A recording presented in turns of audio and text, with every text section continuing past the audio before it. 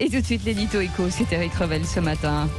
Et on revient sur les risques de coupure de courant cet hiver. Bonjour Eric. Bonjour Cécile, bonjour Patrick. Oui, il va peut-être faire froid. Oui, c'est ça. Alors c'est Barbara Pompili, la ministre de la Transition écologique, qui a dit, attention, s'il y a des grands froids cet hiver, en dessous de -2, -3, il pourrait y avoir un manque d'électricité. Est-ce vraiment inquiétant ?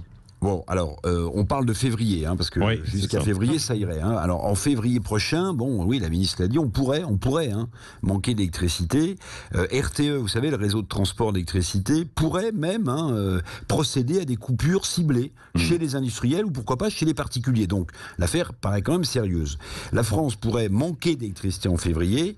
Alors, les raisons, le confinement, on le sait, a provoqué du retard. Les gens qui étaient confinés n'ont pas pu travailler sur les centrales. Donc, certaines centrales nucléaires ont vu leur maintenance repousser un peu. D'ailleurs, 13 de ces réacteurs nucléaires seraient en maintenance justement en février prochain. Bon, ça, c'est pour la réponse rationnelle, la plus audible.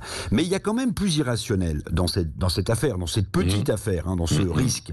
C'est la fameuse fermeture de Fessenheim. Vous en souvenez, la plus ancienne des centrales nucléaires, dans le Haut-Rhin, en juin dernier, et la fermeture de ces 2 réacteurs. Parce que Fessenheim représentait, c'est comme ça, c'est les chiffres, 2% de l'électricité produite en France. 2% justement, c'est à peu près ce qui manquerait en cas de grand froid en février prochain, disent certains spécialistes. Donc, le moins qu'on puisse dire, Patrick, c'est que beaucoup montrent du doigt le nucléaire, et notamment pour la question des retraitements de ces déchets, c'est vrai, mais qu'on n'a pas trouvé une énergie pour l'instant pour remplacer et pour faire face à ce creux qu'on pourrait connaître en février. Alors voilà, mais alors comment s'approvisionner si on manque vraiment d'électricité au mois de février?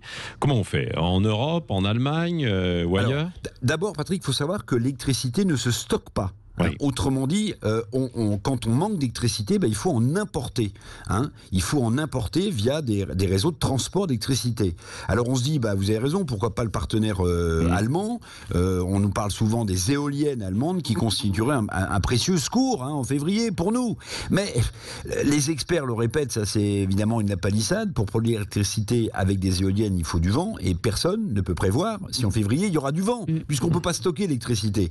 D'ailleurs, l'Allemagne elle-même, qui est sortie du nucléaire, a relancé, vous le savez, ses usines à charbon, très polluantes et émettrices de CO2. Bon, tout ça est très mauvais pour le climat. D'ailleurs, je vous signale qu'en France, depuis septembre dernier, nos 4 centrales à charbon produisent elles-mêmes de l'électricité. Elles rejettent donc du CO2 dans l'air et pourraient être sollicitées en février prochain. Moralité, si vous le permettez. Moralité quand même et piste de réflexion. La question d'un manque potentiel, on n'en est pas encore là, d'électricité en février prochain dans notre pays doit, à mon sens, nous interroger. L'énergie nucléaire, c'est vrai, n'est pas la panacée. La question du retraitement de ces déchets est toujours posée. Mais aujourd'hui, il faut quand même bien le voir, aucune énergie moins polluante, l'éolienne ou le photovoltaïque, ou plus polluante, les centrales à charbon, aucune énergie ne peut prendre le relais, on le voit bien, efficace sur un claquement de doigts, pour l'instant ne peut prendre le relais du nucléaire civil. Oui, absolument. On marche un peu sur la tête parfois.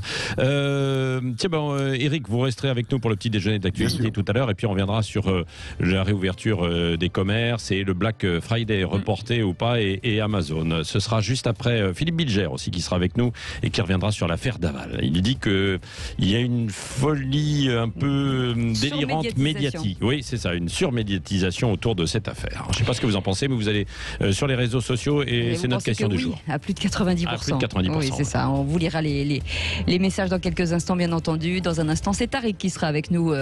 C'est un peu d'humour. Ça va nous faire du bien, vous allez voir. Il est 8h30.